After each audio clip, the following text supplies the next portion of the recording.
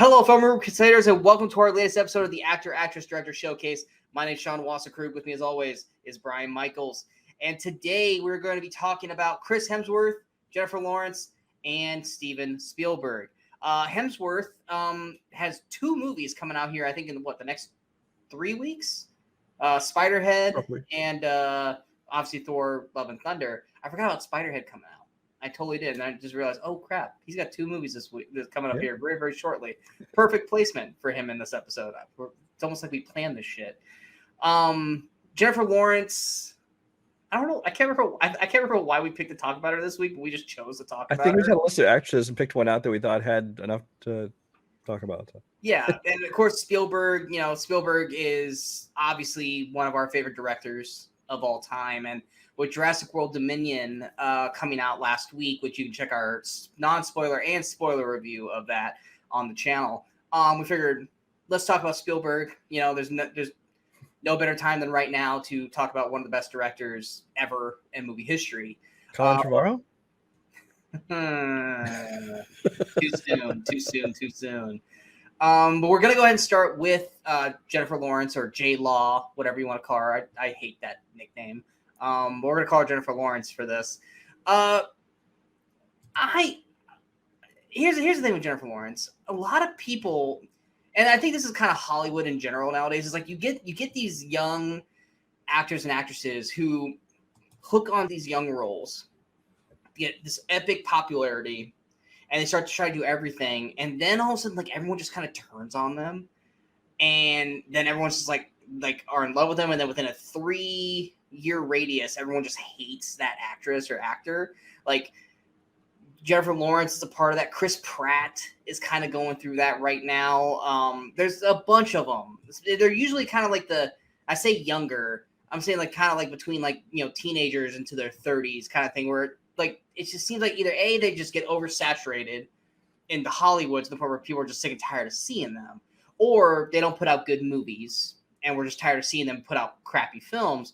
But there's this weird kind of just ebb and flow. It's like, for me, it's like I've got no problem with Jennifer Lawrence. I enjoy Jennifer Lawrence as an actress. It's just I don't necessarily enjoy the choices in films that she picks. What are your thoughts on Jennifer Lawrence? Well, I think how you described it is really good, because that happens a lot, whether with actors or actresses. Because I remember it happened like with Colin Farrell. It happened with Matthew McConaughey early in his career. It happened with Leonardo DiCaprio.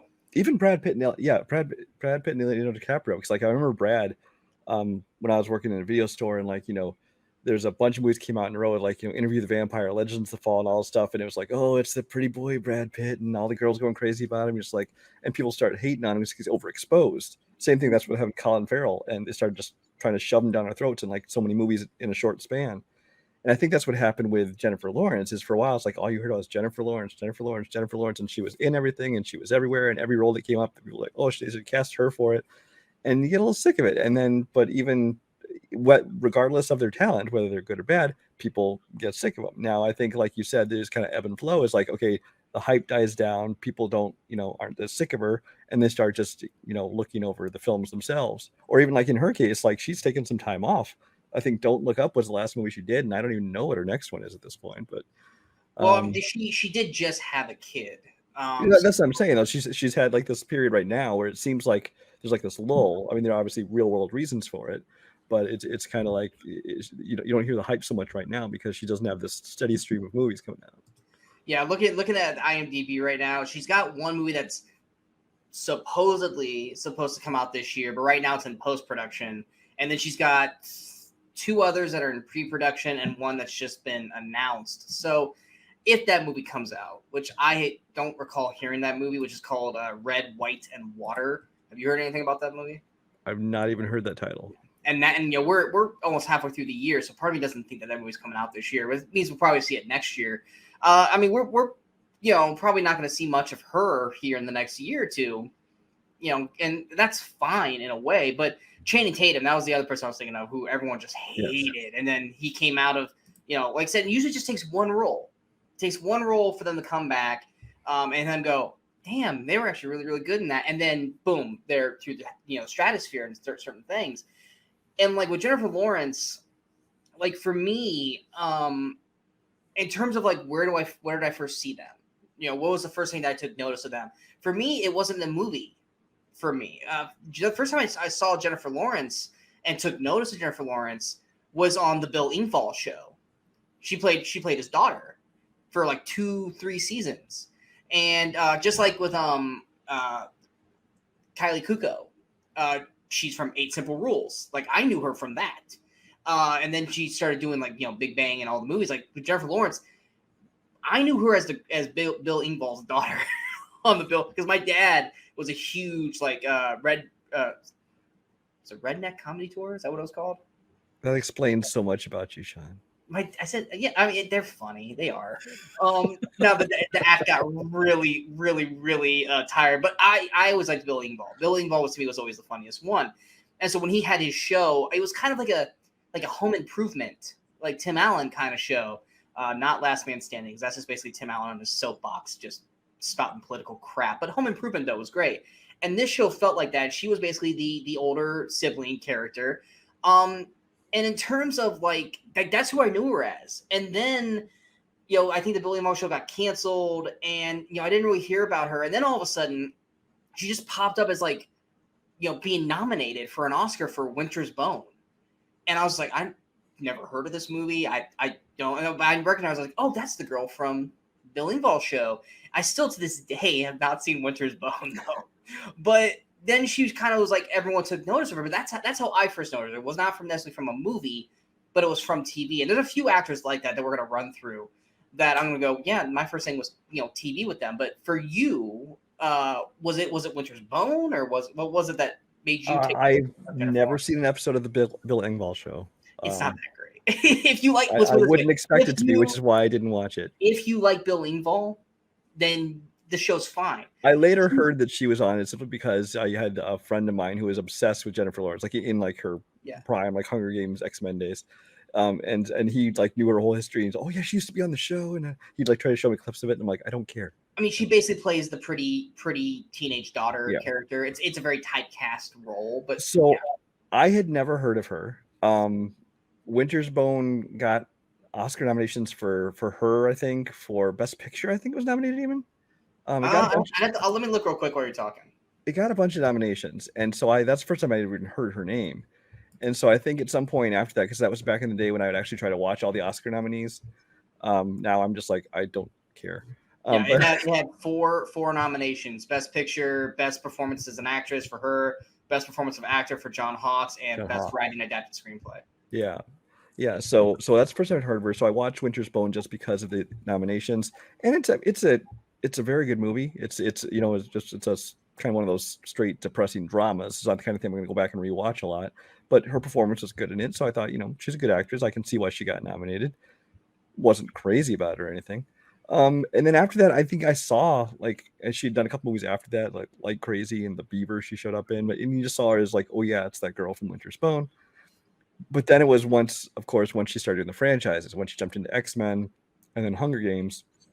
That's when like her star really took off, especially with Hunger Games, because she's front and center, which then changed the entire course of the X-Men movies because of her success with Hunger Games. They decided, oh, well, we have her under contract. Let's make her character the central character of the X-Men, which is such a problem for Brian. I've heard like how I bitch about someone with Jurassic Park. This is now the reverse for Brian with the X-Men. It is, because it's like I'm just gonna keep this brief. I'll just say this one thing, and that is that I understand, if you have a character that's popular and you give them a more prominent role, but you have this character who's meant to be a side character. Half the time she's a villain, and even when she's definitely just a side character, and you've made her not only a bigger part, but the central character of the franchise for the next several films. That's just annoyed the hell out of me. Anyway, so that rant is over.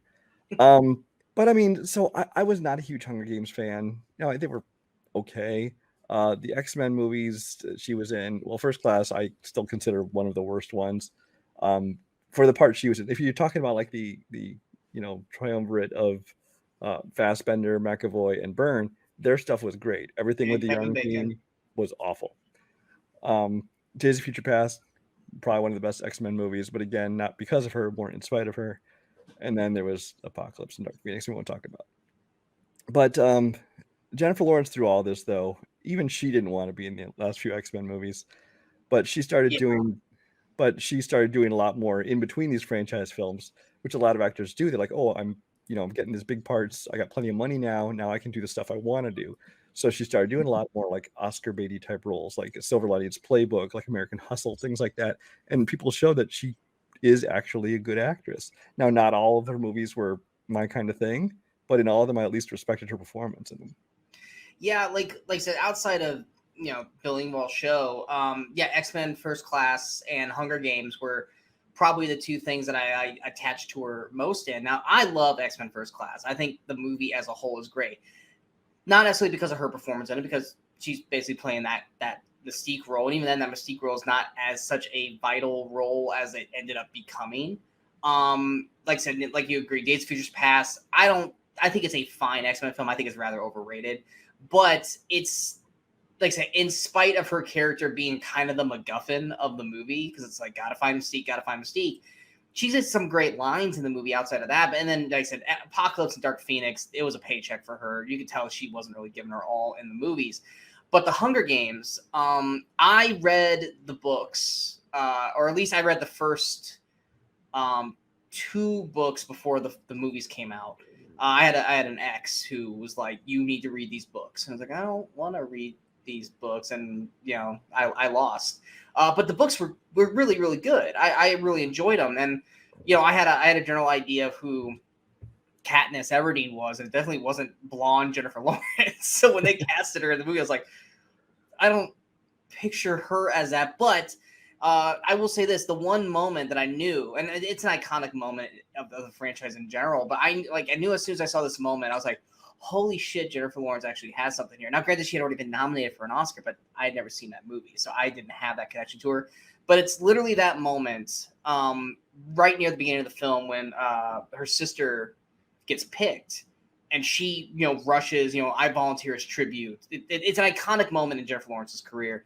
But to me, every time I've seen that scene, I get goosebumps because of her performance in that moment. It's such a powerfully raw scene that Jennifer Lawrence to me crushes, and I loved her performance in the first two Hunger Games movies, and then of course Silver Linings Playbook. I love her in that movie. I love so much of that film, whether it's Bradley Cooper, but her performance in Silver Linings Playbook is probably my favorite performance of hers, hands down. It's one of those movies that like I forget how much I love that movie, and then I forget about the movie, and then I rewatch it, and I'm like, and I almost like fall in love with it all over again. But yeah, kind of like you, it's like outside of the Hunger Games and the X-Men's, she does certain films here or there, but they're not necessarily movies that you and I really find ones that we want to watch. I mean, Joy, I'm sure she was solid in it, but I had no interest in Joy. Shockingly, I've never seen Passengers, and that movie's right up my alley, and I never watched that movie because I think I heard bad word of mouth before I got to see Passengers, it. I think, was what Passengers came about at just the wrong time for both of them, because Passengers was hit right at that moment when both her and Chris Pratt were hitting that thing where people Yeah, like, they okay, hit that slope. because they were just in there. Because was it 2016?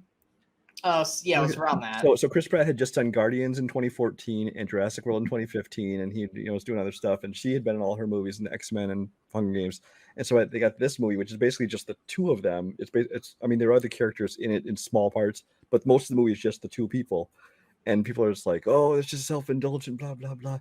And I actually think it's a decent movie. I had not seen its best movie of the year or anything, but I actually quite enjoyed it. And even if you didn't like the whole story, I like their performances in it, because like I said, it's largely a two-person play. Yeah, it's on my list of things to watch, but I ended up never seeing it. And then of course you got Mother, which that movie I've never seen and don't plan to. I'm going to be honest. Neither have I, but I've heard everything about it to the point where I feel like I've seen it just by word of mouth and reading about it. But I mean, that was one of those movies where it was like, okay, sometimes you just really need to, I think she attached herself to that more because it was Aronofsky.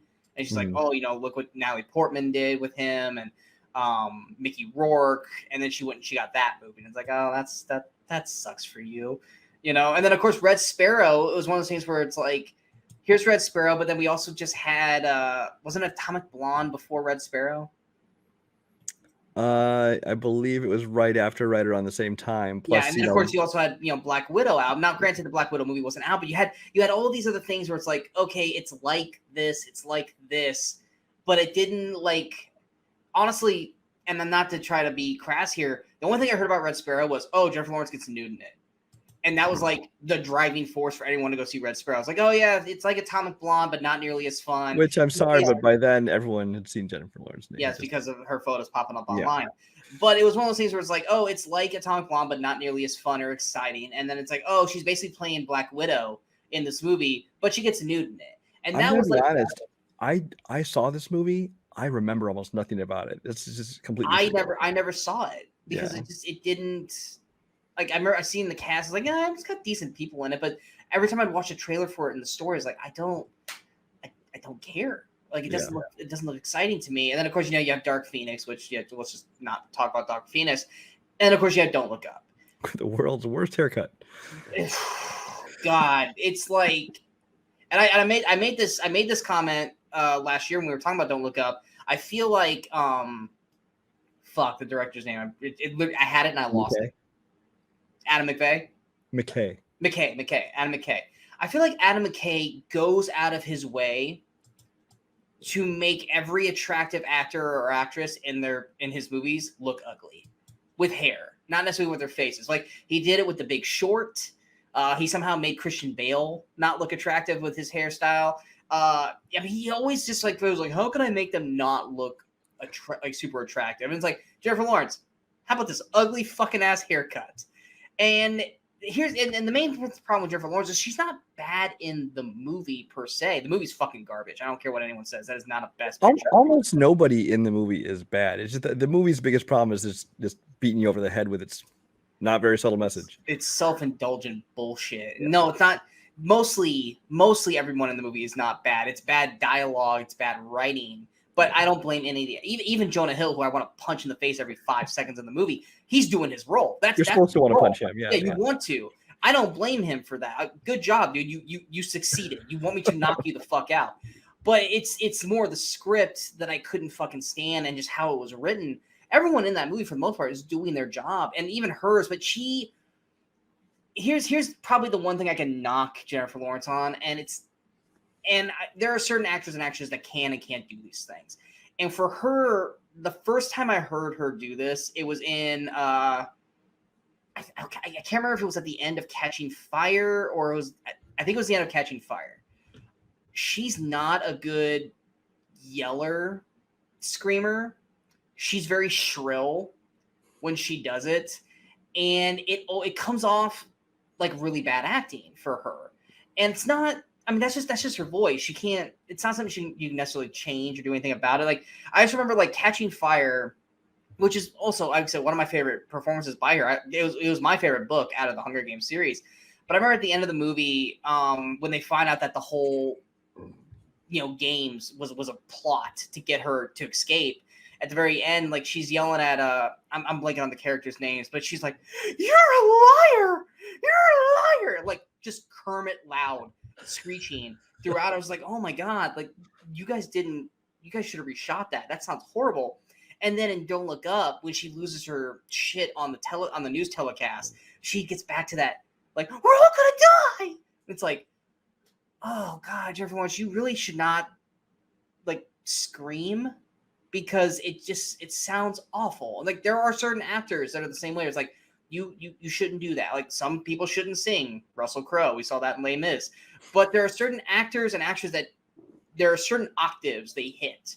That's like, oh no, don't ever do that. With Jennifer Lawrence, it's screaming while acting. It comes off shrill. It comes off like pretty much like nails on a chalkboard. And to me, that's the kind of the most iconic thing from her from Don't Look Up, sadly, is her shrill screaming while she's on the telecast. And she's actually does a pretty solid performance throughout that film, but that is what I remember her for, is that one scene. And with Jennifer Lawrence, like I said, I enjoy the hell out of her.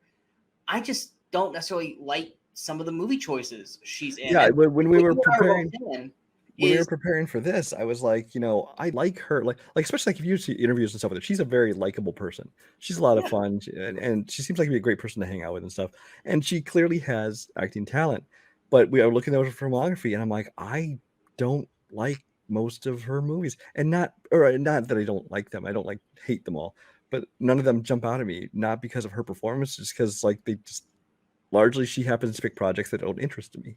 Yeah, I mean, outside of like Hunger Games and X-Men, which are two premier franchises that mostly everyone who goes to movies has seen, I think a lot of people fell in love with Jennifer Lawrence the same way we fell in love with Jennifer Lawrence, was her talks on the red carpet, her talks on the Tonight shows. She's a very funny, likable, realistic person. The same way that you and I love Haley Steinfeld and Zoe Deutsch.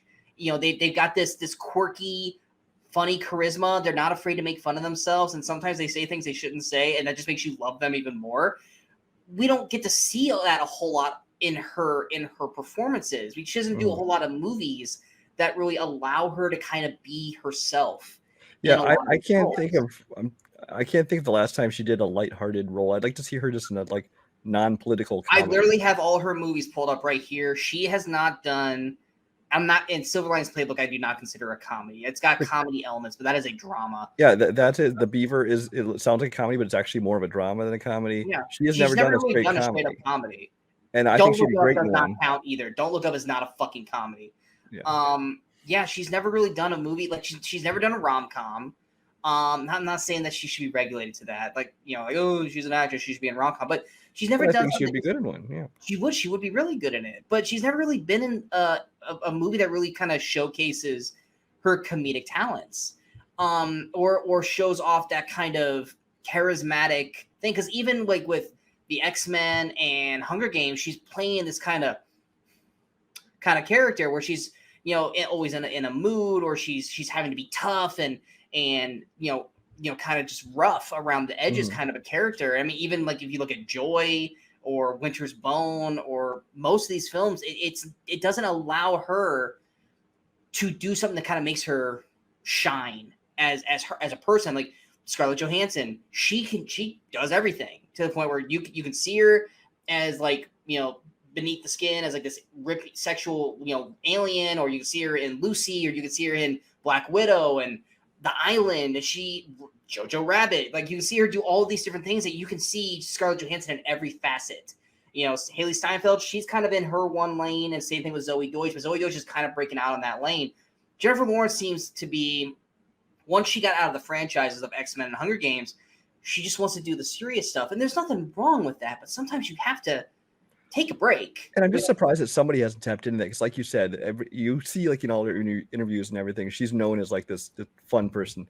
And that, I mean, that's how like Dwayne Johnson and Justin Timberlake and these people, they like were, when they did do movies, they were doing like, when Dwayne Johnson was doing serious, like trying to be an action star. And then people are like, dude, have you seen this guy? He's got so much personality. They start putting him in like comedies or action comedies, things like that. Or like on SNL. Like Jennifer Lawrence actually did a great episode of SNL. Yeah. Where that's where Justin Timberlake did the same thing. Justin Timberlake. This guy's funny. We need to put him in comedies, and it worked out. So when Justin Timberlake first started acting, he was like in Alpha Dog and stuff like that. Where it's just like, it's the guy from fucking NSYNC. I'm not buying this. And then he started popping up on Fallon and SNL. And I was like, dude, this guy's actually hilarious. Like, he's really good. And then he popped up in like Bad Teacher, and it's like, okay, I like Justin Timberlake. This guy's Jennifer Lawrence just needs somebody to put her in a comedy and really tap into that potential. Put her in an R-rated comedy with someone like a Jason Bateman, or hell, Ryan Reynolds, someone that can bounce off of her and really kind of make her shine as an actress. I mean, hell, she would have been great in Game Night. You know, she, not saying anything about Rachel McAdams. Rachel McAdams was fantastic in Game Night, but you replace Rachel McAdams with Jennifer Lawrence and have her and Bateman go off, that'd be great. But I mean, you give her something like that, like we were saying, like she's hit this kind of this plateau where now she's, you know, granted her having a child and her kind of going away for a while, that might, when she comes back in, maybe people will embrace her like, hey, welcome back, Jennifer Lawrence. But I think she needs to come back and do a comedy or something lighthearted that really shows, because most of the videos that I ever see of her pop up on like Watch Mojo or stuff like that, it's never Jennifer Lawrence's top performances. It's top 10 things or top 20 things we love about Jennifer Lawrence. And it's stuff about her personal life. Mm-hmm. You know, it's her feeling like she's a fan. When she's on the red carpet, she feels like a fan meeting all these. Like I remember there's this one meme that goes around how she met Jack Nicholson, and she made a joke about dating him, and he fired right back at her, and she blushed and like lost it. Like it's cute, funny little moments like that made us fall in love with her. It wasn't necessarily her performances in movies; it was her as a person. And I feel like if she can bring that to a film, then Jennifer Lawrence, like Channing Tatum did with 21 Jump Street and all the names that we previously mentioned, she can get right back up into that hemisphere. But she needs to kind of change it up a little bit. And I hope she does, because like I said, we both like her, but we just need to see her do something different. Because like, I'm sorry, American Hustle is not a comedy. Like she's a funny girl, and she needs to do some funny things. Now for you, if you were going to introduce someone to Jennifer Lawrence, what would be the 3 movies that you would recommend to them? Actually, 2 of the 3 would be ones you haven't seen. I would tell them to watch Winter's Bone, because that's like her first starring role. It was her first Academy Award nomination. It kind of really shows off her dramatic chops. And I think it really kind of is her start in the industry. Silver Linings Playbook is kind of a no-brainer. It's not, like you said, it's not a straight comedy. It's a dramedy, because there's definitely funny moments in it, but it's largely a drama. But I think that her and Bradley Cooper have great chemistry in that. I think she plays her role very well. It's got a great ensemble, a great script to it. And for my third one, I'm actually going to go with Passengers, which it's not the best movie in her filmography, and it clearly is not her most popular movie in filmography. But again, it's one that it was a movie that basically was almost entirely carried on the back of these 2 people and their performance and their actions. It almost feels like a sci-fi play, and I just really liked her performance in it. Yeah, for me, this was hard to pick her 3 movies, because I didn't pick any of the X-Men, because like I said, I wasn't going to pick any of those. Because like, even though she's such a focal point in all those movies, she was not the reason why you went to see those movies. She wasn't she's the focal point of the story, but she's not the focal point of the film that makes you go, you want to see her watch these films. Silver Linings Playbook, 100%. It's my favorite performance she's ever done. She kills it. Didn't she? I think she won the Oscar for Silver Linings Playbook. So. Well deserved. She killed that performance. And I will watch Silver Linings Playbook any chance I get, if I can, remember the movie, because I forget about it so much. Hunger Games, definitely, because to me that was her star moment. That was her coming out. Like, granted, like I said, she had already been nominated for an Oscar for Winter's Bone, but people didn't know who she was. Whereas Jennifer Lawrence in Hunger Games was, hey, Hollywood, here I am. I can be this lead in a franchise, and I can dominate in this kind of film role. And for me, even though I've never seen it, I probably would say Winter's Bone, because it was the movie that put her out there in the world. It was, I have not seen the film. I don't know if it's my cup of tea or not, but if I'm going to introduce her to somebody, I would say, yeah, you might want to check out Winter's Bone. She was, she was young. She was just coming into Hollywood. It's one of her very first film roles, but her very first film role, she came right out of the gate with an Oscar dominating performance, and then she was kind of, good to go from there. So even though I'd never seen it, I probably would recommend it as well. Yeah, and I did double check for you. She won for Silver Linings Playbook. She was also nominated for Winter's Bone, American Hustle, and Joy. Yeah, and I'm not crazy about Hustle, and I never saw Joy, so I can't really, push them to that movie. So yeah, those would be our 3 movies for Jennifer Lawrence. Like I said, we hope when she comes back, she lightens up a little bit and has some fun. Because we just want to see fun Jennifer Lawrence again, not this super serious one. She's allowed to do super serious, but give us some fun while you're at it. It's like I am with Brad Pitt. Brad Pitt is great in dramas, but my favorite Brad Pitt is fun Brad Pitt. So once in a while, you got to do a Bullet Train for me. Come on. Which is why we're so excited for Bullet Train when it comes out in August. Next, we're going to be going with Chris Hemsworth, Thor himself. I thought we were going with Liam. Shit. Oh, fuck. You're studying Liam Hemsworth movies? You're still on the wrong, bro. I was about to go, no, we were talking about the other Hemsworth. The one from Westworld. Yeah, Luke Hemsworth. But Chris Hemsworth, it's Thor. What do you want to say about this? It wasn't the first time I saw him, but that's who everyone knows him as. There was one of those things where there was at one point, not anymore, but there was a one point where I think it was right around Age of Ultron, where everyone was like, "Dude, Chris Hemsworth's is such a great actor." I go, "Yeah, he is when he's Thor, but the rest of his movies, like, he doesn't really do any other good movies outside of the MCU." Granted, I hadn't seen any of those movies, but they were just like, I didn't care to see any of those films. But over the years, I have, Hemsworth's kind of branched out more, like I said, embracing his comedy, because Hemsworth is a funny dude. He's a very, very funny dude. But he's once again is doing a whole bunch of these different roles and showing that he could be more than just Thor. And I've actually embraced Hemsworth more as a fan of his now than I was back when he was, just straight up Thor. Because I mean, Thor's a very kind of what he is character. Now, granted, Taika Waititi kind of did change that Thor up a little bit, and now Thor's kind of probably one of the most beloved characters. Whereas prior to Ragnarok, Thor was just kind of a, it's Thor. It's kind of thing. Would you agree? Disagree with that? I think actually, I mean, when the first Thor came out, he was very straight-laced Thor. I mean, he was supposed to be kind of rebellious, and he wasn't following his dad's orders, but he was very serious. Well, he was a little shit. They did a little bit of the fish out of water thing, he's in the U.S. and on Earth, and didn't understand the customs and things, but he was very straightforward. I think actually, Joss Whedon made huge strides in Avengers. He knew how to take that character and make it so he could be the serious guy, but he also had a lot of humor to him, and a lot of, especially in his relationships with Hulk, with the Captain America, with Iron Man. He was very good at kind of shaping him into what Thor would eventually move even more towards, which is he should be the fun character, because he's and it's kind of like he is, especially if you get into What If, where was it Party Thor, or whatever they called it? Yeah, Party Thor. Yeah. So I mean, and like you said, Taika Waititi took that and pushed it even further. He goes, "We're gonna make him the most fun character in the entire MCU," and he was. And to some people, myself included, they went a little too far in some aspects of the comedy in Ragnarok. But Chris Hemsworth himself was awesome in it. Yeah, I think he has great comedic timing. I think the first time outside of the one-liners and Avengers and things we saw was bit parts in Ghostbusters and in Vacation. And in both of those, he had like a scene or two, and he was the best part of both of those movies.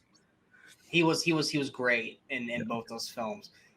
Vacation is the bedroom scene where he's walking in his underwear, he's just standing around. It's like, yeah, it's a great scene. And Ghostbusters, he just, up until the final act, he was great. And then the final act kind of ruined the movie for Hemsworth, but him just kind of playing the lovable idiot kind of character was great. Like, because once again, I think you and I, a lot of people do, but you and I especially, we definitely embrace when the pretty boys make fun of themselves for being stupid. Oh, yeah. Channing Tatum in 21 Jump Street, Justin Timberlake in Saturday Night Live, and Hemsworth. If we know that they're willing to make a joke out of themselves for something and actually be funny about it, we're like, okay, these guys are actually pretty cool. When they're like, I'm above that. I was like, okay. That's why Brad Pitt's the best part of Lost City, because he's like, my father was a weatherman. He's like, shh, get the hair going. Why are you so pretty? My father was a weatherman. It's like, okay, he's, and even Mr. and Mrs. Smith with Brad Pitt. I mean, it's just, there's so much greatness in that. And I think we're going to be talking about Brad Pitt here relatively soon. But it's Hemsworth knows when to be the butt of the joke, but he embraces it and says, I'll ride this wave, just like Robert Downey Jr. calls him. He's Point Break. He knows how to ride the wave of the comedy and not oversell it and kind of just embrace everything, whether he's the butt of the joke or whether he's making the joke. Hemsworth does it all in stride. Well, and the most important part is he was able to be the butt of the joke and kind of really ride that comedy side of it, but it doesn't take away from a serious side. Even within like the Thor character, it's like, yeah, he's goofy and he says funny things and does funny things, but when he's serious, you still believe this guy's. And now I was about to bring that in too. Is like with Thor Ragnarok, like I said, and I'm right there with you. I think Thor Ragnarok is overrated, and I think, and it's more or less my personal issues with how Taika did the story, where he wouldn't let the dramatic parts breathe, and he turned them into the butt of jokes, which is a big problem for me. What's that? And Korg.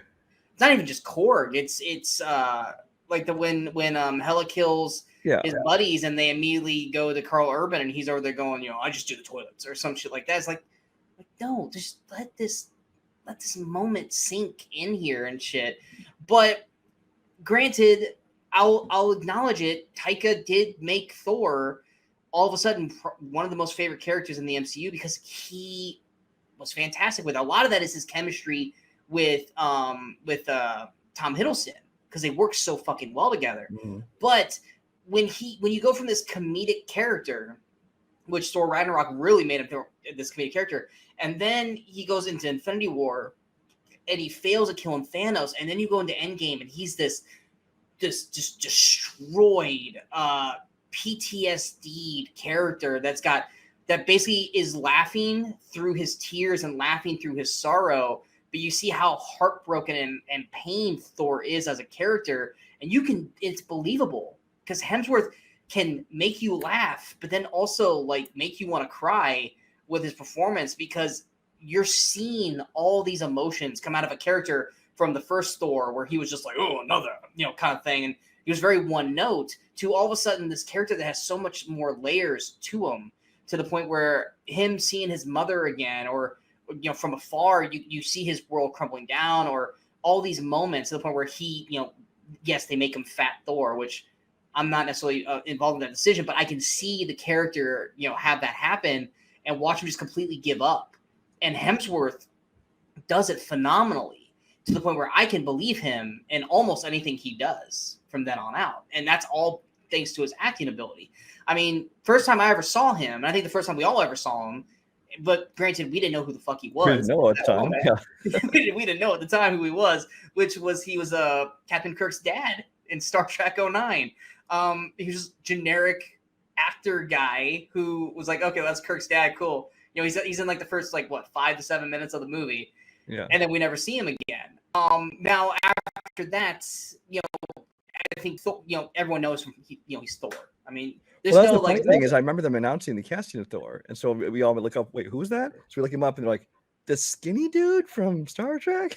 And I was like, how's he gonna be? And then dude got shredded. I love watching Hemsworth workouts because you watch him, dude, he puts the work in. You watch it, and he does very unique kind of workouts to get the Thor big body. Chains in front of the giant skeleton. Yeah, that's tough stuff. Yes. No, I'm talking about his actual workouts. But what's funny to me is yes, the first role that we saw him in, yes, it was Star Trek 09, but the first movie that we all acknowledge him in is Thor. But if we're going by when he shot the movies, the movie that I first acknowledged him in is a movie that came out after Thor, even though it was made and finished before Thor, which is Cabin in the Woods. Cabin in the Woods is probably one of my favorite horror films of all time. I love that movie so damn much. And he plays the football jock in the movie. And what I love about it is that he plays the football jock. And naturally in most horror films, that means he's the asshole character. He's the character that you're going to hate, but he's going to have a good death kind of thing. And what I love is, once again, his charisma. He's not an asshole. He's generally a good dude. He's a smart guy. He's a football player. But then they release those pheromones and they turn him into the asshole. Well, job. Yeah, it's a very layered performance because his character is actually supposed to be a really smart dude who basically they're making into this stereotype. They make him dumber, kind of the jock, and so it's he's able to play those layers very well. And then he has the best death. His death is the most. Oh shit! As it's happening, and then the beauty of it too. For anyone who's never seen Cabin in the Woods, I'm gonna try not to say it as much because it's so fucking good. Is more as it's happening and you see him skip down, kind of and I think I hit that vaguely enough that people don't know what the fuck I'm talking about. But if you guys have never seen Cabin in the Woods, you fucking have to. It's one of the smartest, funniest, and to me one of the best horror films, right up there with The Final Girls. In terms of meta horror. But he made that before Thor. That sat on the shelves for 18 months. That and Red Dawn were both made before Thor and sat on the shelf because of MGM's when the bankruptcy and all this kind of stuff. And so both of those got released after Thor. I want to say Red Dawn might have come out after Avengers. I'm not sure about the exact timing on that. But those came out a while after. But yeah, those are both filmed first and got released later on after like some other studio bought them up or something. Yeah, I mean, and then after Thor, I mean, he started to get kind of typecast in these tough guy roles. I mean, you got Snow White and the Huntsman, which I fucking hate those movies, not because of him, but I hated those movies. And then like I said, he did like Rush and Black Hat, which I still never saw Black Hat. And then like Heart of the Sea and Huntsman 2. But it wasn't until like kind of after Thor Ragnarok that we really started to kind of not necessarily branch out, but I think it was more or less once he did Thor Ragnarok and Ghostbusters, and you started to see more of the comedic of his roles come out. I felt like a lot of his roles really kind of not necessarily opened up, but you started to see Hemsworth in a different light with those films. Would you see? I mean, like after the Infinity Wars and Avengers, we had like 12 Strong, Bad Times of the El Royale, which is one of my favorite performances of Hemsworth. I fucking love him in that movie. Men in Black International and Extraction. But I mean, he also at that point just popped up everywhere. He pops up as little cameos here and there. He's got commercials. He's doing all these kind of things. But Hemsworth, to me, like we were talking about with Jennifer Lawrence, he at least not yet. He's never hit that plateau slope where people start to turn on him. And Hemsworth, I think's done it the right way. That he well, I think part of the reason that he hasn't seemed to hit that plateau is because honestly, Chris Hemsworth has not had a lot of success with outside of Thor, outside of the MCU. The movies that he's like the star of have never done all that well. I mean, you had Rush and you had In the Heart of the Sea and you had some of these other ones, Black 12 Hat. Strong, where like they might be decent movies, but they've never performed very well. And so he's not, I think people outside of the MCU don't see him as like this big powerhouse. Now he's had great films.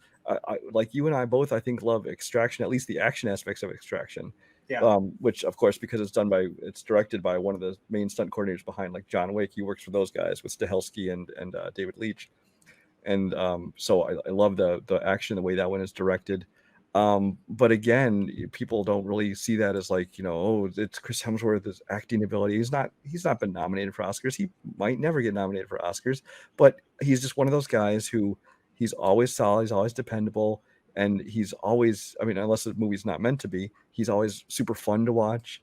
But I think that's the only reason he hasn't hit that plateau is because he's not also getting that, awards like, oh, he's getting all these nominations, that kind of thing. Well, he's not being oversaturated. Yeah. Like Pratt and Jennifer Lawrence was, or most of those people that we were talking about. It's always like he's in the limelight in some way or form. He's always out there, but he's not like in everything to the point where, like I said, when he does come out with those movies, they're not big movies. They're not independent films, mind you, but they're movies that are like, oh yeah, this movie's coming out, Hemsworth's in it, but they don't get advertised as like Thor or Chris Hemsworth. Yeah, I mean, honestly, aside from like that 2012 area where you had Cabin in the Woods, Red Dawn, Avengers, all that at once. Aside, I think Snow White and the Huntsman was the same year as well too. I think, 2012. Yeah. Aside from that, which is very early in his career, where he kind of like arrived on the scene, he hasn't really had those years where he's oversaturated. He's in a ton of stuff. Like even when he is in like multiple movies, like right now he's coming out with a Spiderhead and sorry, thank you. Spiderhead he's got coming out next week or this weekend, I guess it is. And then Thor is coming up soon, and he had some way too many cameos in his wife's movie Interceptor. But even then, he's not like, one of these guys just always has a movie out the way that Jennifer Lawrence seemed to. So yeah, I would say if he had popped up in like the Fast series, I think that would have been one of the things where it probably would have hurt him in a way. Mm-hmm. Granted, I'm not that he would be bad in it, but he then would be like one of those guys that's like always, out there. Can we have a little break? Yeah, exactly, kind of thing. Because with the MCU, I mean, with the Avengers and stuff like that, he's always there. But and then like so you have like What If? It's like even when it's not one of the movies, like Thor's still a presence in the MCU in some shape or form. But yeah, it's one of those things. Like I said, Extraction, which it's a Netflix film. The plot's relatively simplistic, but the action in that movie is awesome, and they're I think making the sequel now, or they're about to make the sequel. The sequel, at last I knew it was in filming. Yeah, so I mean, I think it's supposed to be out. early next year. I don't think it's going to make it this year. Which we're all excited for because of how well it was, how exciting the movie was. Like I said, the plot. We're wondering how they're doing a sequel, but other than that, yeah, based off of how the movie ended. We're not going to say how, but it was one of those movies where it's like, hey, did you check out Extraction? Did you check out that 7-minute scene? And that's what it was known for, was that 7-minute scene. But I would say the final act on the bridge was just as good. It just wasn't a one shot, because everyone's got a boner for the one shot. Even I will admit that I am a little bit too. But like I said, he's in as many comedies as you would expect. I mean, he's got that cameo in Jay and Silent Bob Reboot, which you talk about people making fun of themselves. Yeah, he's like, please don't have sex with a hologram.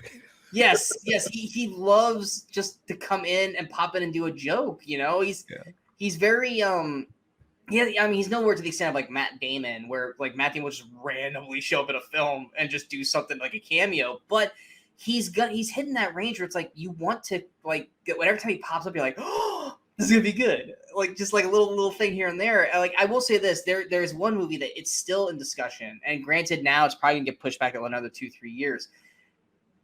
I don't know if he's the right person for the film. You know exactly where I'm going. Yeah, the Hulk Hogan biography, and they just interviewed him about it this week because they were asked, "Hey, what's the latest?" Because he's supposed to play Hulk Hogan in the biography that Todd Phillips is supposed to be writing and directing, but Todd Phillips is now shooting Joker 2, and so like they interview him. They go, "Hey, what's the latest on?" We're gonna don't worry, we're gonna say it real quick.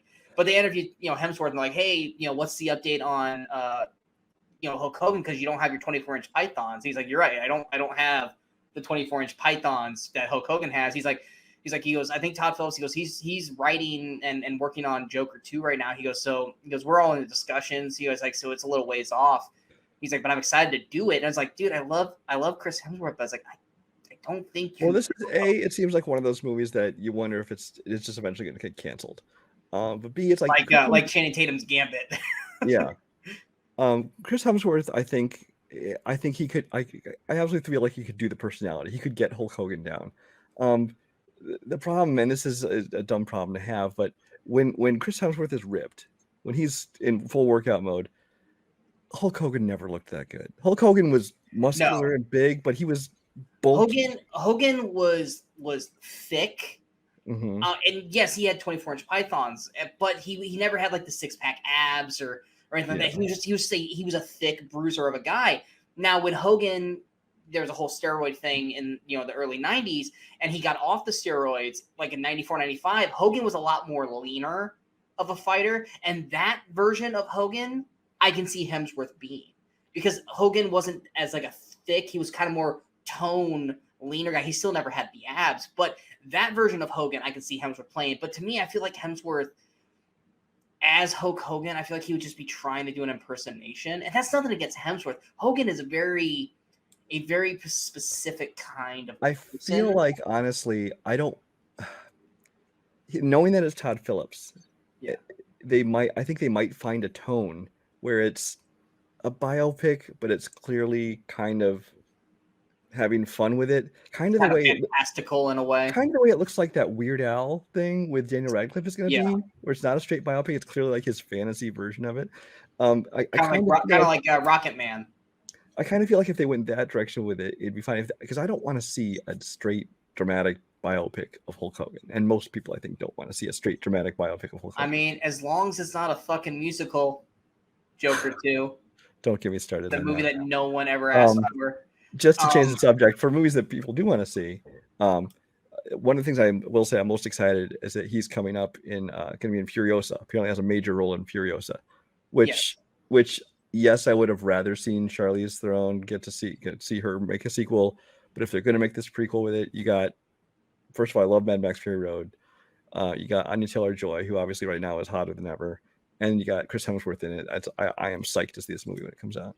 Yeah, Hemsworth right now, like I said, take the Hogan biography aside, I feel like Hemsworth can't do no wrong. And even with Spiderhead, you and I, when we did our most anticipated episode, we were like, the Spiderhead movie looks great. The Spiderhead movie on paper sounds great. And then we saw the trailer for it, and it was not the movie we thought it was going to be. Granted, you and I are still going to see that film. It might be. But I mean, it's Joseph Kosinski, who obviously just has a huge hit right now with Top Gun Maverick, and I've liked most yeah, of his other stuff he's done as well. And it's got a great cast, so I still have hope for it. But like you said, it's just not what we were expecting. but here's the thing. Outside of what the movie is, which it's not the movie that you and I were expecting, it's not the movie that you and I really want to see, but we're still gonna check it out. Hemsworth's role, we're not worried about. The way Hemsworth is playing that role in the trailer, I'm all for it.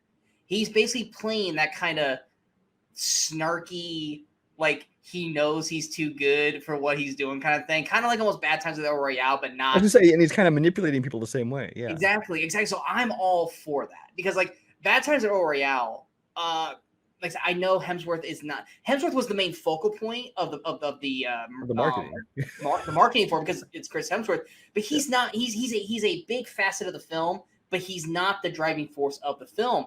And when literally the main marketing is Hemsworth doing this, like that's what the marketing was Hemsworth dancing with his shirt off, and he dances in Spiderhead the same way. But he was fantastic in Bad Times at El Royale. I think he's only in the movie for like 10 minutes total. But in those 10 minutes, he does so much in terms of showing his acting range to the point where it's like, I want to see him play this kind of a character more. Spiderhead, maybe it's a little like that, but not up to a certain echelon of it. But I loved his performance in that movie because of what he does in those 10 minutes. And with Love and Thunder, I mean, he's found his rhythm with Thor. And I think a lot of that comes with, like you said, Joss and Taika finding the voice of Thor, and then him going through Endgame and everything with those performances. That I think with Love and Thunder, I think this could potentially be his best performance yet. Now, a lot of that's going to depend on how Taika takes the seriousness of the role. But Hemsworth right now, to me, I don't think he can really do much wrong. And that's great because we love Hemsworth. Hemsworth's a fun dude. And like you said, he's always fun. I've never seen a performance of Hemsworth. I'm just like, man, he just does not look like he's enjoying himself. Now, granted, I haven't seen all of his movies. I can't say he was fun in 12 Strong or something like that because I've never seen it. But like even in Men in Black International, where you and I are like, it's fine, it's not great. Hemsworth is not the problem with that film. It's the writing. And, you know, he's out there, like I said, he's out there just having fun. Like to me, he seems like the guy, I'm just happy to be here. Tell me what to do. I'll do it. I'm having a good time. Let's all have a great time. And I think that's why everyone gravitates towards Hemsworth. That's why everyone loves just, you know, being around Hemsworth and seeing him in movies. His movies might be that great, but he is an attraction to go see. You know, for the women because of his looks, but for us, it's his comedic timing and just, like I said, just having fun. For me though, if I was gonna introduce somebody to Chris Hemsworth, who here has not seen Chris Hemsworth, but if I was gonna introduce somebody to Chris Hemsworth, what 3 movies would I pick? As much as I want to pick Bad Times at El Royale, like I said, he's only in 10 minutes of the movie, so I'm not going to pick that as much as I want to. And as much as I want to pick Cabin in the Woods, because I think everyone should see Cabin in the Woods, he's also not in it as much to really consider that a Chris Hemsworth film. I will go with 3 movies that he is a relatively big part of the film, and he's a driving force in the film. The first one for me would probably be Rush. This was a movie, I think you got me to watch it last year. I'm pretty sure. Yeah, it might have been. It was either you or it was for a trivia match. It must have been for trivia because I was kind of like, eh. I actually really like his performance in this. He I basically don't dislike it. It just didn't interest me, the subject matter mostly. So. Well, yeah, I'm not a big like F1 racer kind of guy, but he basically plays the kind of like playboy, you know, smart aleck like racer, you know, kind of like Ricky Bobby without the redneck part of it. Like, I gotta win. I don't care if I crash. I gotta win kind of a character. And this, to me, like outside of Snow White and the Huntsman and Thor, this was his first real like lead performance. Because like I said, no Red Dawn, he was young and he had a big cast. Rush was like this is Hemsworth movie. I actually think he does a really good job with Rush. And it's one of those movies that, like I said, I didn't watch it because I didn't care about F1 racing, but I watched it last year and I was like, I'm really, really digging this movie. And it's actually a very good film. It was Henry. Henry made me watch it. That's who it was. It was Henry for his show. But so yeah, Rush would be my first one. Number 2, as much as I have problems with it, it's got to be Thor Ragnarok because his performance in it is great. His, like I said, his performance in that film is fun. It's he's got his great lines, his great moments, and it shows the party aspect of Thor, which makes us kind of ease into his character so much better that when we go into his third performance, which is Avengers Endgame, that's his third and final film for me because we see that party fun guy Thor and we lose him in that because he fails at the end of Infinity War. And we see this kind of post-traumatic stress Thor who gained a whole bunch of weight, who's lost the will to do anything because he's lost everything that we saw in Ragnarok and then of course in Infinity War, and the performance that he puts out through that film speaks volumes. And so if I was going to introduce someone to Hemsworth, as much as I would like Extraction and those other two movies that I mentioned, Ragnarok into Endgame really to me shows Hemsworth's acting abilities, even for the God of Thunder. What would be your three films? Well, obviously, I'm going to pick a Thor movie, or one of the ones where it's the Thor. And I wavered all over the place from Endgame to even the first Avengers, where they first kind of started finding the voice for him. But I also ended up settling on Ragnarok because, I mean, as much as there are some problems, I mean, I love the movie for the most part. Well, as much as I have some problems in the movie, Chris Hemsworth, I think that's when he was just really 100% in his zone. He could do the action, he could do the comedy. He had found the voice for the character. And it kind of shows like every aspect of his ability and how perfect he is for that role. My second one, I will go with Bad Times at the El Royale. I know he has a small role in it, but I think that in that 10-15 minutes he's in the movie, he has such charisma, and it almost is the closest thing to a bad guy role he's played. So you get to see yet another kind of aspect to him. Just the way he can manipulate people, the way he can kind of act like the cult leader kind of aspect to it. I thought it was just a different side of Hemsworth that you don't see in most of his other stuff. And for the last one, I ended up going with Extraction, which again, while there's a movie that I have some issues with, that's the one that's pretty much just almost the entire movie. Like I said, it's directed by a stunt coordinator, and there's a reason. That's not a knock on it. That's the kind of movie it is. It's just all out action. And Chris Hemsworth, I think this just is the best job of just showing just him as action star, and he does a great job in it. And last but not least, we're going with probably Brian and I's favorite director of all time. Would you agree with that, or do you have someone you have higher than him? Of all time, yeah, of all time. Steven Spielberg.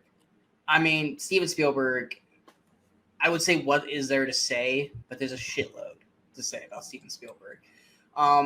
So many iconic films, franchises, everything.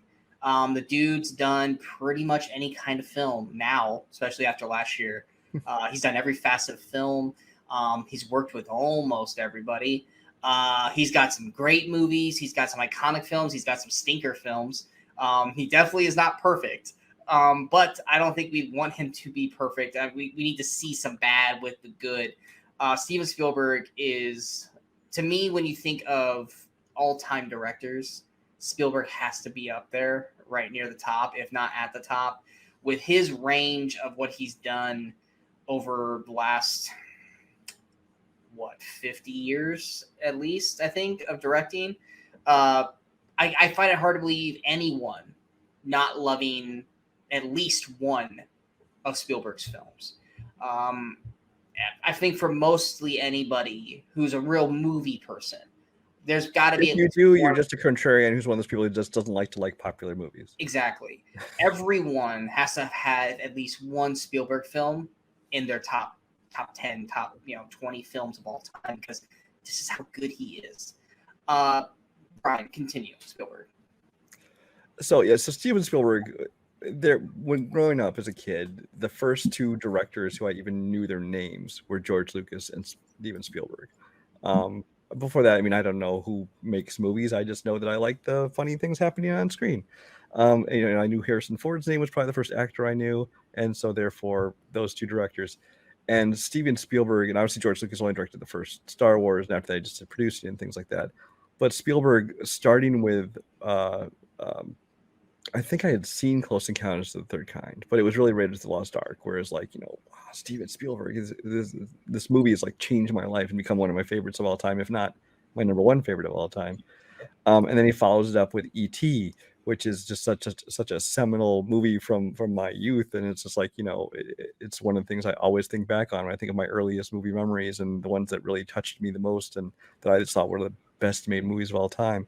And it continued for decades after, not only with the franchise like the Indiana Jones and thing after they made the third and final one they've made so far, because they never got around to making that fourth one. And then the Jurassic Park movies, all the way down to his smaller stuff, like Always, when he does like a romance, which is actually a remake of a Spencer Tracy movie called A Guy Named Joe. I really enjoyed that movie and the performances in it. Then started getting the more serious stuff, the Saving Private Ryan's, the Amistads, things like that. And like you said, he just hit every genre throughout his career, all the way up until this last year when he did West Side Story, which is one of those movies you're like, why are you bothering to remake West Side Story? It's considered one of the best musicals of all time. And then you went and saw it and you're like, okay, cool, we'll take it. It's I mean, I'm not gonna say it's better than the original. It's different in ways. It's more of its time because the other one is more of its time, but it's an excellent made movie. You absolutely deserved the best picture nomination it got. But just overall, Spielberg is one of those directors who, in the last half of his career, I may not have been as big on his movies as I was in the early half of his career, where he was making the more blockbustery type stuff more often. But he has always remained one of my favorite directors, both on an entertainment level and just admiring the skill and the quality of his movies. Yeah, I mean, I think I looked it up. I think he has 8 Best Actor nominations, 2 Director. wins. What's that? Director, you meant? I said actor, didn't I? Yeah. Yeah, eight nominations for director. Yeah, he's a great actor too, guys. He had that cameo in Blues Brothers. He was in Austin Powers. Yeah, he really brings it when he acts. Yeah, eight nominations and 2 wins, which to me just seems like a crime. He's only won twice. But yeah, I mean, like I said, you go down this list. You got Jaws. I've never seen Close Encounters actually, so I can't really say. And there's so you've many still never seen Close Encounters? No. Wow. Still never have. There's so many of his, like, he's my favorite, but there's still so many films of his that I have not got to see. Like I said, I've never seen Close Encounters. I've never seen 1941, Color Purple, Empire of the Sun, Always. I think the only full feature film of his that I've still never seen was the BFG, and I just have no interest in that movie. Yeah, I've never saw the BFG either. Now, granted, I know it's probably one of the best films ever made, but I just have personal reasons to not ever see Schindler's List. It has nothing to do with Spielberg. It has to do with what the actual film is about. I'm sure if I watch it, I will probably be like, yeah, that movie is fantastic, and it won Best Picture and Best Director for him, but I just don't want to watch that film. And a lot of people are like me, where we have seen it. We're like, I don't ever need to watch that movie again. It's a phenomenal film. Don't ever need to watch it again. Yeah, and that's kind of my thing. Is just like if I have people like you say that, and it's like, cool. I know it's going to be a great film, but if you guys are like, I don't ever want to watch that movie ever again, then I don't think I need to watch it. I can just tip the heck on. Right. I know it's great. I know it's great. I don't need to see the movie. I know it's lost me trivia matches, but you know what? That's fine. It is what it is. But yeah, I mean, even some of the movies that people don't like of his, I love. Like I really enjoy Hook. I love Hook. I do. A lot of people hate Hook. Hook is a weird one because Hook, I always thought everyone loved, and then I was always kind of like, I'm not a big fan of it. But then I started hearing like a lot more people like criticizing Hook, but now I hear like everyone loves it again. So it's weird. I don't know. But like you don't like it, but I like Adventures of Tintin, which I keep forgetting that he directed. But I enjoy that movie. And then I love Ready Player One. I think Ready Player One is so fucking good. No one else could have directed Ready Player One. You had to have him direct it. He is the guy. Because the entire book, the original book, is a love letter to Steven Spielberg movies. Essentially, they took out so much stuff. There was so many more Steven Spielberg references and things and scenes in the book that they didn't put in the movie because Spielberg's like, I can't do this. It'll seem like I'm self-congratulatory. So they changed some scenes and things. What's funny, and I'm looking through this real quick. I'm trying to think of how many of his actual nominations did I actually watch the movies for. Out of his 8, I saw Raiders, I saw E.T., I did not see Close Encounters or Schindler's List. I obviously saw Saving Private Ryan, never saw Munich. Never saw Lincoln. And then of course I saw West Side Story. So it's like even the ones that he's nominated for and stuff, I still have, there's like half of them I still haven't seen. But Spielberg, like I said, every facet of filming, horror. I mean, like I said, my favorite movie of all time is Jurassic Park and Jaws, and those have both horror elements. Jaws is considered one of the best horror films of all time. I don't consider Jaws a horror film, but a lot of people do. Jurassic Park, I mean, we literally just spent last week shooting 4 hours worth of footage for this channel for Jurassic Park, and that's because of Spielberg. He's got, like I said, one of the most iconic film openings in movie history with Saving Private Ryan. He's a part of that. Sci-fi, Minority Report, one of the better sci-fi films that no one fucking talks about. Minority Report is freaking amazing, and I watched it I think a couple weeks back, and it's still to this day so damn good. Like I said, Indiana Jones, an iconic character, iconic. We still got another one of those coming out, which we'll see how that last one is. But I mean, and then you even got the other movies where you're like, oh, I forgot he did that, like Catch Me If You Can with Leo and Tom Hanks. It's such a incredibly well done film, but I keep forgetting that he did that one. It's one of those like that one has this huge fan. People just love that movie, and I think it's fine. I think it's a good movie. It's really good. But I don't love it like most people do. But there's this brand of movie that he does once in a while. The Catch Me If You Can, The Terminal, even to some extent like The Post, things like that, where it's like it doesn't feel like a Steven Spielberg movie because you think of his stuff on a grander scale, Yeah, like Bridge of Spies, hell, War Horse to a point. Yeah. But yeah, I mean, like I said, he has his stinkers. I mean, Crystal Skull. We won't bring that up to Brian anymore. But AI. I mean, a lot of people didn't like War of the Worlds. You and I don't have. War of the Worlds was decent. War of the Worlds was not bad, and I mean, but like 1941 is typically considered one of his worst movies ever. But I think that's the only time he's gone full on like broad comedy. That was more a John Belushi movie than it was a Steven Spielberg movie. Yeah, I mean, he's not, like I said, he's not perfect, but Spielberg is this director that I think outside of like, I would say Cameron, but Cameron's kind of shut himself off from everybody with Avatar, where it's like if you need a big film done, like an iconic big ass blockbuster film, Spielberg is that name. And even to a certain point, if you want this Oscar-worthy film, granted, there are a lot of directors out there now that a lot of people take that mantle, but they don't hold the weight of Spielberg. And like you said, when you were younger, I was the same way. I don't pay attention to directors when I was younger. I pay attention to, I like that movie. That's funny. That's scary. That's action. I like all that. I don't care about the person who directed it because at that age I didn't understand directors to a point. But I knew who Steven Spielberg was because everyone knew who Steven Spielberg was. He was the first, like I said with Tarantino. When we talk about Tarantino, Spielberg to me was the first director that you didn't necessarily go, hey, let's go see this movie, this actor's movie. Like, no, you want to go see the new Spielberg film. Spielberg made his movies. They were his films. Granted, you have movies like The Saving Private Ryan's, the Jurassic Parks, the Jaws, where, yes, those are iconic things, but, war and dinosaur stuff like that. But without Spielberg's name behind it, how well would these films actually have been? How well would they have been shot? How well would they have been directed? Spielberg has his hands, and we're not even talking about his producing. Like, he's got his hands. I mean, you think of all the movies that not only has he directed but produced. I mean, any of the biggest franchises, like they wanted him to direct Transformers. He didn't direct it, but he produced it, and Michael Bay basically made his career with Transformers. The Back to the Future movies, and if you look at his producing credits, they're just hundreds and hundreds and hundreds of movies. It's like people can go, oh, I don't really like a whole lot of his movies or his directed. I'm like, cool, yeah, but what about his producing? I guarantee, like I said, there's every movie fan has got something connected to Spielberg in some way, whether it's his directing or whether his producing of the films. Spielberg is a name that is connected to most of everyone's favorite films. Like I said, unless they're trying to be pretentious and like kind of this thing. Well, and indirectly part of everything. And also, Spielberg is responsible for inspiring a lot of the biggest directors working right now, from J.J. Abrams to the Russo brothers to all these people who will tell you themselves right up front.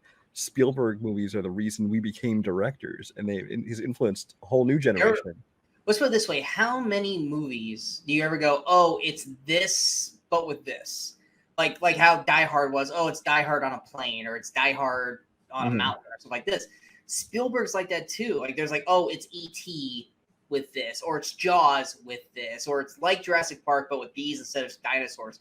We're trying to be Indiana Jones with this. Yeah. Yes, it's Indiana Jones with this and this and this and with this. Mummies. And this. Indiana Jones spawned like 18 million remakes. Yeah. But it's like there's so many he's made. Like Close Encounters is another one. Spielberg has created, or at least had his hand in creating, most of the best films in movie history, most of the box office successes in movie history, and most of your favorite directors of today are connected to Spielberg, whether it be them being fans of Spielberg themselves and them idolizing Spielberg, to them, some of their movies they made with the mindset of Steven Spielberg, like J.J. Abrams. Actually, I want to get this corrected in my head before I say this, because I know Brian's going to be all up on my ass if I say this wrong. Because you're going to be like, that's not correct. Yep. Okay. I knew I was right. J.J. Abrams. I love J.J. Abrams. One of my favorite films of his is Super 8. Mm-hmm. And what is Super 8? It's another version of E.T. And he made that with the mindset of, I wanted to make something like Spielberg's E.T. or Close Encounters, and I made Super 8. And Super 8 was one of my favorite films of that year. It's a great film. Now, by today's standards, like, oh, it's like Stranger Things. It's like, no, Super 8 was made like 11 years ago. Stranger Things, and they'll tell you the same thing. Yeah. But Stranger Things said, we wanted to take Stephen King and Steven Spielberg and make a show. Exactly. And it's like you can't do anything in Hollywood and in a way without saying, oh, it's like this, and have that be something that Spielberg was a part of. And that's the epitome of iconic directors. Like, you can't get anywhere or do anything without someone going, oh yeah, it's like Spielberg. And that's not a bad thing. If I was a director and I was making something and someone goes, this reminds me of Spielberg, I'd be like, oh my God. Thank you. I'm doing something right. Oh my God. Yes. Let's double down on it. No, don't double down on it. But it's like, that is how important of a director. And I know a lot of people are like, God, you guys are just having a huge boner for Spielberg. But it's like, well, yeah, he should. He should. And people who don't respect Steven Spielberg as a director, you don't understand movies. You really don't. Now, I get there's cinematographers and stuff like that, but those guys have to work with Spielberg. And it's Spielberg's final take, it's Spielberg's final eye on these things. And this guy managed to take a movie in Jaws where the fucking shark never worked. And that was not the way the film was supposed to be shot. And basically just said, look, we can't get this shark to work. So let's shoot it from the shark's point of view. So that way the movie can actually be made, and turned it into one of the most iconic films. The term summer blockbuster would never have become a thing if it wasn't for Jaws and Steven Spielberg. Jaws would never have been the iconic film that it was if Spielberg's director's eye didn't go, what if we change perspective of this because we can't get the fucking mechanical shark to work? So what do we show the shark as little as possible? And that only heightened the horror even more. Everything. We even said this last week during the Jurassic Park franchise thing. In the first Jurassic Park movie, he kept us from seeing the dinosaurs till 40 minutes to an hour into the film because the anticipation of it was rising and rising and rising, that by the time the T-Rex shows up in Jurassic Park, you are so just like, losing your mind, because he knows how to drag us in and hook us in. So that way, when we do get what we actually want, he doesn't disappoint. Like I said, it doesn't happen in every movie, but when it does, it's magical. And that's why Spielberg is iconically probably one of the best directors of all time. Granted, like I said, there are other people like Tarantino and Sidney Lumet and all these other older directors that probably have a better percentage of like successful hits compared to failures. But Spielberg goes out there and tries something new, tries something different. Like I said, he's done every facet of especially after West Side Story. He's done every genre, every facet. Has he done animation? Yeah, Tintin. Tintin's animation. And BFG. So what's that? And BFG a little bit to a point. So I can't think of a film that Spielberg hasn't done. What director else can you say that with a director that says, oh yeah, they haven't, like I think Tarantino said he's never done animation. I mean, he has a little part in like Kill Bill, but he's done everything because he takes risks.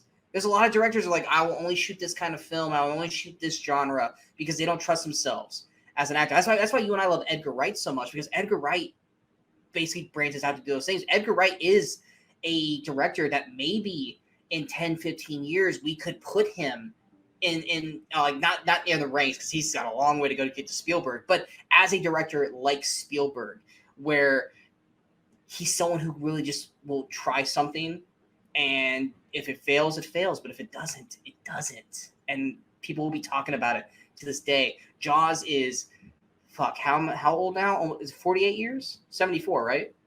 75. 75.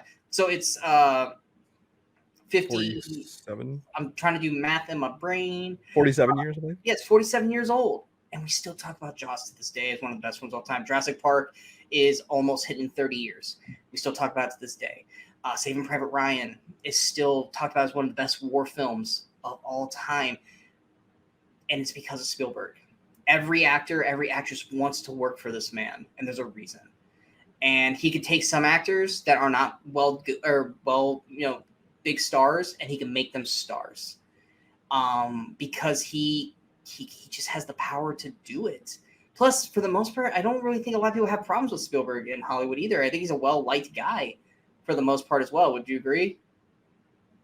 Spielberg was totally well-liked, yeah. I was like, I don't think anyone really like Tarantino's like, yeah, he's kind of a prick, but everyone loves Tarantino to a point because of who he is, but he's an asshole. I was like, I don't think anyone really has like an actual problem with Spielberg. Plus, in terms of animation, granted he didn't direct it, but dude, Tiny Toons. That's another thing how I knew Spielberg, because he was connected to Tiny Toon Adventures when I was a kid, and Animaniacs, and all of a sudden he always was like a cartoon in those things. Like he was part of my childhood from the get-go, and I love Spielberg. I will always love Spielberg. Now, when it comes to our rules for our show, which is what 3 movies? Yeah, we're doing a top 20, folks. Yeah, what 3 movies would you introduce somebody to Spielberg? Brian and I were like, can we do 10, 20 of these? Because like there's like so many options, so many choices, and it's like we don't want to pick the same 3, but it's like, how can we not? Because there's just so many, though. Yeah. But Brian, if you were picking 3 movies, what would your 3 be? Well, my 3 picks are super obvious picks. I mean, they might not be the same ones as yours, but they're I think 2 out of the 3 probably. They're super obvious picks. One of them, Raiders of the Lost Ark, kicked off his biggest franchise of all time. Well, I guess not. One of his first major franchise. Made Harrison Ford a star. It had already kind of started with Han Solo, but then this kind of shot him into a whole new stratosphere. One of the most iconic characters of all time. He basically defined adventure movies for the next 50 years. It's just, for me, a perfect movie all around, and a lot of that is due to Steven Spielberg's direction. Number 2, just 1 year later, was E.T., the Extraterrestrial. Again, this is one that kind of shows Steven Spielberg when he makes family films. But they aren't kiddie films. That's the thing, is a lot of the stuff he produced as well, whether it be Goonies and all these other movies as well. He doesn't make films that are just for kids. They're really for everybody, because yes, they have children as the main characters in them, but it's an identifiable story because everybody was a kid at some point. Everybody felt this way at some point. And E.T. is it's a heartwarming drama to it. It's a great family story. It's a great story about the 2 brothers and the sister and their mom and the whole broken family, which is a big theme in Steven Spielberg's movies because of his parents. It's of course got the great sci-fi elements to it. E.T. was an iconic character they made. It's got another great John Williams score.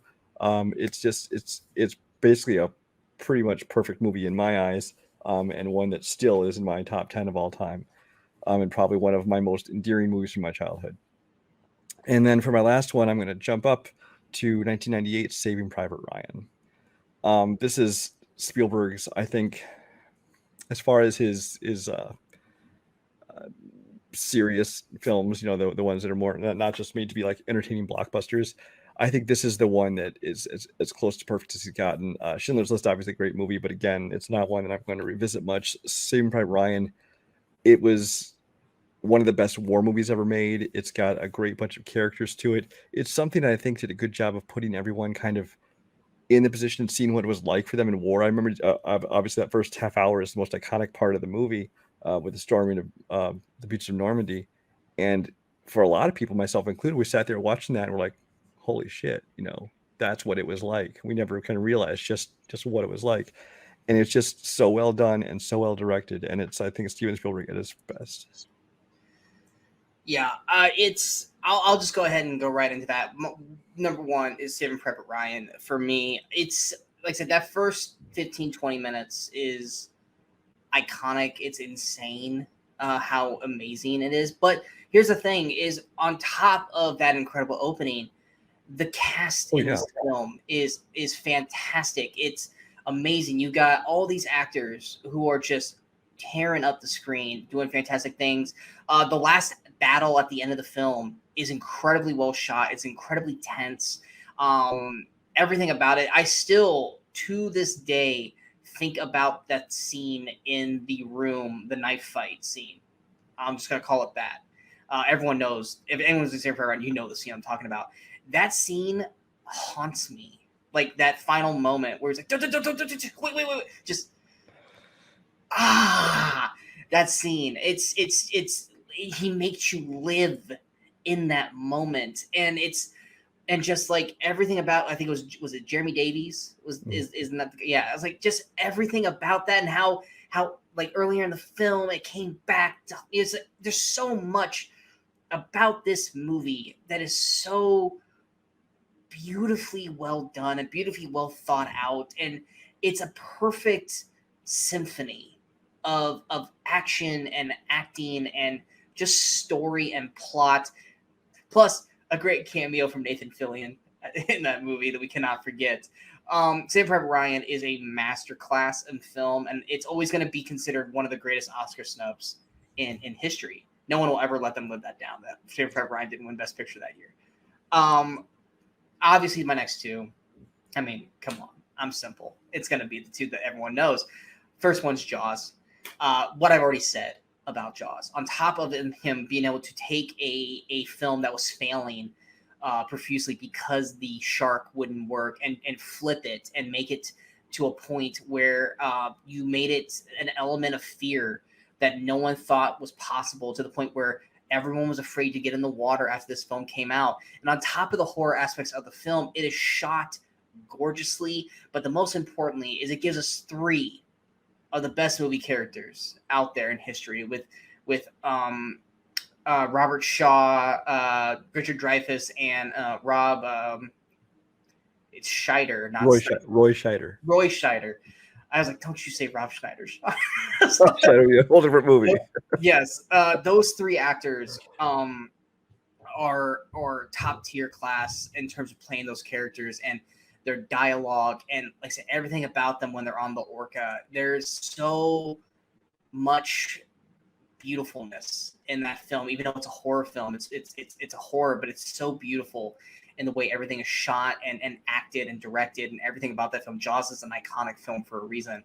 And then of course Jurassic Park, taking something that is so iconic to kids, such as dinosaurs, and not treating it like a kid thing, like most movies did back then, where it's like, it's dinosaurs, here's something like Land Before Time, which beautiful film, but it's a kiddie thing. Or taking something as the dinosaurs and making them look fake and making them look cheap and like a knockoff. You took something that is iconically, for at least boys for the most part, is something that every boy has always fantasized about, which is dinosaurs, and taking this and turning them into life and making them real. And not only making them real, but don't make us feel like it's a kiddie film. It is real. They are dangerous. They will kill you. And this is the horror of what a world would be like with dinosaurs. And once again, just like we talked about in the episode last week, the beautifulness of the story, the beautifulness of the cast, and the way the story is from beginning to end, everything that's shot about it. Jurassic Park, to me, like I said, is one of the best films ever made in my eyes. And Spielberg is a lot of it because of that. And like I said, between Jaws, that, and Saving Private Ryan, there's so many other films, like I said, Raiders that you mentioned, and E.T., and I could keep going down the list and there's the so list, many. the list of Spielberg, but those 3 films are 3 of my favorite films of all time. And once again, Spielberg's a part of that. Like I said, we could keep going on Spielberg because Spielberg deserves his own episode. But those are our 3 films. Those are our 3 actors for the Actor, Actress, Director Showcase.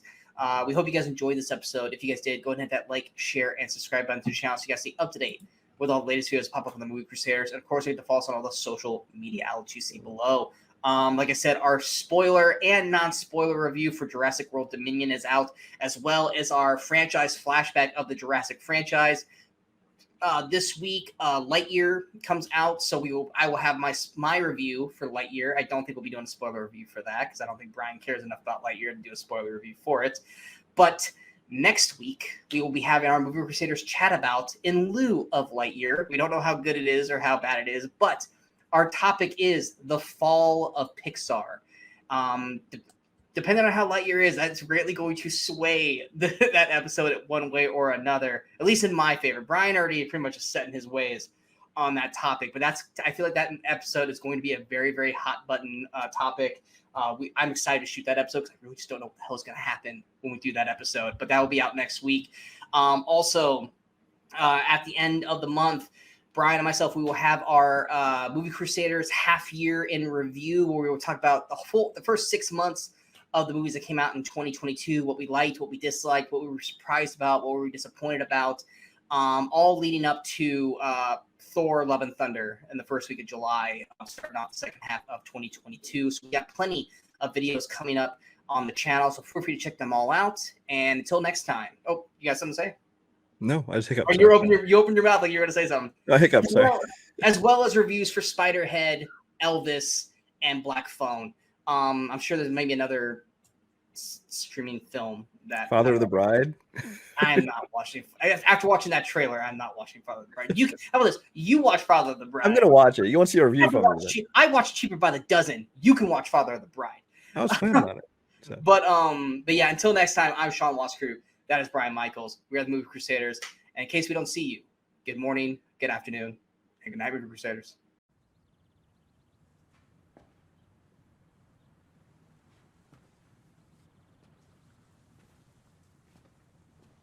You're still here. It's over. Go home.